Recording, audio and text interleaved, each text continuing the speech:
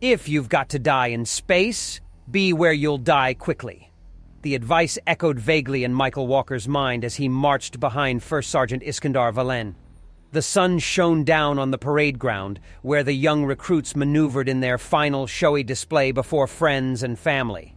The bright sun warmed the back of his neck, and the earth, soft from the recent rain, squelched beneath his boots. They'd need a wash later, but for now, it didn't matter. Out of the corner of his eye, he saw his family watching with eyes filled with great pride. Byron and Boatswain, the bodyguards that had watched over his family since he was barely more than 2 years of age. The human Byron and the alien Boatswain might have been as different as night and day in their outer skin, with Byron being a deep tan, while Boatswain was a thick, dark-furred alien of Dalamius. But that aside, the two were as brothers, with the broad, thick bodies emblematic of the security forces of two worlds. Boatswain was not the only alien among his family members. Captain Bonnie Red, the self-styled pirate queen, sat with her tri-corner hat in her lap, looking somehow smug and proud at the same time, her head tilted up and her hands folded neatly together.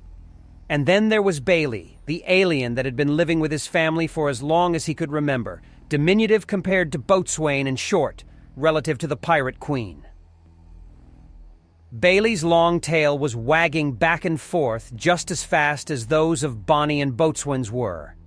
Just beside Bailey was his sister, Bo, whose tail did not quite keep pace with theirs, but who nonetheless gazed at Michael with approval as he marched with his class in their final parade before graduation. I have the weirdest family, Michael thought, as they went out of view, his father and mother he'd likewise seen. But what about my big sister, he wondered. A pang of heartache sourced in his chest, shot out through the rest of him, and he set his jaw to keep himself focused on this last and final demonstration before he left Earth. How could she not come to my graduation? Oh, come off it, Michael. You're not a little kid anymore, needing your big sister to come see you, show that you're every bit as strong as she is, he told himself as the quick-time order brought everybody to march in place. Company, halt! The shout came out from the officer in command. His 5 stars shimmered gold in the light. His weathered face was marked with a healed overscar from some battle far in his past, or perhaps a skirmish in some place that didn't even have a name, just a number designation. Michael stopped and stood stiff at the position of attention, but darted his eyes around in search of the missing family member. After all we went through, how could she not have come? He wondered, and the music began to play. Soaring, triumphant, it moved the hearts of both the humans and the aliens who were present alike.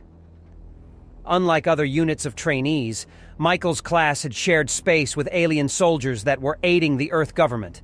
And this particular elite company of trainees had mostly shared space with Dalami-sans during their brief refuge on the Red Spark, the flagship of the alien Michael referred to fondly as Aunt Bonnie Red.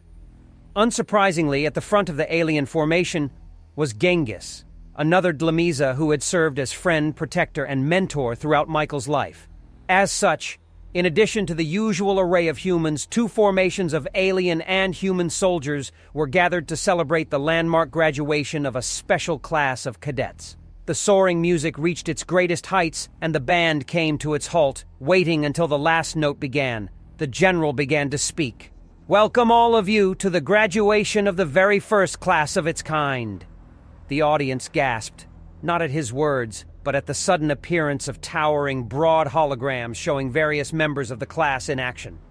Jin Toriyama, racing over a field, surpassing an Olympiad even while carrying a massive rucksack on his back. His almond eyes gleaming with excitement as his long, powerful legs ate up ground. Marie de Thorne, bending iron bars into pretzels. Her dark hair, cropped short in the military fashion, stopped just at the nape of her neck. Her muscles were lean and firm. The shorts and short sleeves of her uniform were tight against her body, revealing the outline of her body's muscles. And there was Michael himself, standing like Atlas holding up the sky, the weight of almost 2,000 kilograms bending the ends of the bar he held over his head. A roar of ferocity on his face as even, despite both genetic and cybernetic enhancements, had struggled with. It was hard, but I won that day. He suppressed his youthful urge to smile as more members of his graduating class appeared in the wide oval field from projectors he hadn't even known were there. Drones hovered on the outskirts of the private ceremony, and the general continued to speak, but Michael barely heard him. No wonder she's not here, Michael realized at once. Where else would the most media-mad mogul put herself but in control of the cameras? His heart settled, at least a little. I'd still rather she'd have been with the family, but he let the thought die in his head. It was her nature, and they would live with it. They had to. Nobody ever had any real sway over her decisions once her mind was settled. Michael refocused himself on the moment and caught the tail end of the speech. That is why this world honors you. Because you place your bodies between them and war's desolation. And that is why I honor you. As it was done in my time, I now pass the torch on to you, the heroes and stalwart defenders of Earth and all its territories, protectors of our freedoms and our futures. You are not just the soldiers. You are heroes. And soon. The whole galaxy will know it. Now go forth and make names that will last forever, he bellowed. And when he snapped his salute to the graduates, a series of military drums began to beat in their rapid cadence. Dismissed, he shouted. The drums stopped, and the crowd roared. The images of their years of training faded away and were replaced by bright and towering torches, though unsurprisingly, Michael's was the last one to disappear. Yep, she's handling it. Mikhail thought as if he hadn't already concluded that for himself. He approached his family, and one by one they tightened their heads back to look up at him. How did they get so small? The boy who had become a man wondered as he looked down at them. The first traces of gray hair were touching his father's head, though not his mother's. He embraced them as gently as he could manage, while they squeezed him as hard as possible. "You did right good there," the Pirate Queen said when it was her turn to approach. He was now equal to her in height, or so close it hardly mattered to count the difference. "Thank you," he said with pride. "I did my best." "But where are your orders taking you? You must have gotten them," Byron asked. "I did," Michael answered with a little frown. "Well?" Bailey pressed the question. "Yes, well?" Fauve asked as she approached from behind him. He turned around and looked down at his big sister. Though she was 12 years his senior, she was a twig compared to him. Even so, he had a moment when he had to look away from her. The intensity of her eyes, the way she seldom so much as blinked, the way she walked as if everything her feet stepped upon was hers alone, it still sent a shiver down his spine. "I'm proud of you, little brother," she said, and closing her eyes for a moment, she leaned in to give him a hug. "Thanks," he said, and gave her the tiniest squeeze. "Nice of you to handle the—" He stopped, then pointed to the drones and the holograms. "Everything," he finished. "You did everything but give the speech." Fauve snorted.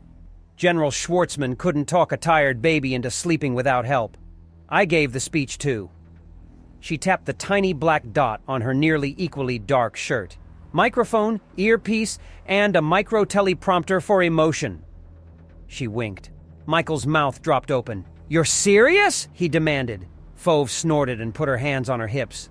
"Of course I'm serious. This is going out all over the damn world, and to other worlds to help pump up your little fan club. I can't let someone's gums just go flapping however they pleased with no direction and no draw, can I?" she asked.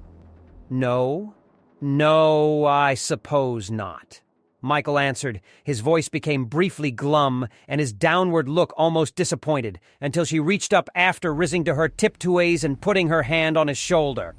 "Basides, this is my baby brother's graduation. You went through years of hell to get to this point. I'll be damned if I'm going to let it be some dull, drab, easily forgotten affair. So with that out of the way, where are you going?" Michael perked up. "Marie is getting stationed on the starbase here, with our daughter. I'm being assigned as a lieutenant on the Venture. It's not much, just a salvage ship that searches old ruins and space junk. But I'm going to enjoy it anyway." "When do you leave?" William asked his son, and Michael took a deep breath. "Tomorrow," he answered. Then, laddie, we need to make this time last, Bonnie Red said and licked her lips. I bought booze already, Bailey added. I thought you were never going to drink again? Bao said with her head cocked toward her brother. 4 of her ears flopped over a little, but Bailey quickly answered. I recall saying no such thing, and I defy you to prove it. We'll bring food, Genghis said as he strolled over beside Iskandar. We'll go get more bourbon. Byron and Boatswain said at once. I'll bring myself, my wife, and our daughter, Michael promised. Then it's a party. Let's make it a good one, Fove said, and clapped her hands together as the impromptu plan was settled upon and set about carrying it out.